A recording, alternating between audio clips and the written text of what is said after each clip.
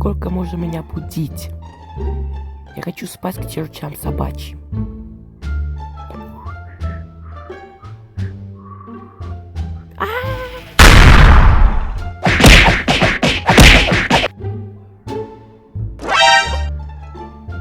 Ты что, будильник РПГ, что ли, взорвал? Да, он мне спать мешал. И вообще, что ты орешь на ждём? Ты что ли шизанутый?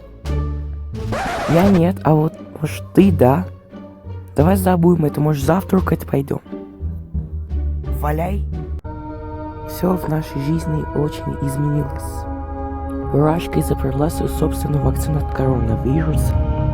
Полян засыпается в ларьках всяким мороженым. Беларусь работает на огороде, выращивает бульбу, а затем затаскивает к себе в склад.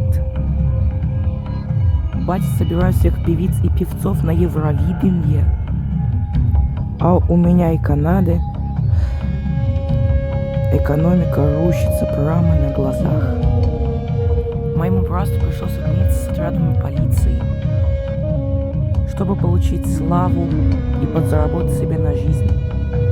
В общем, спасибо за внимание.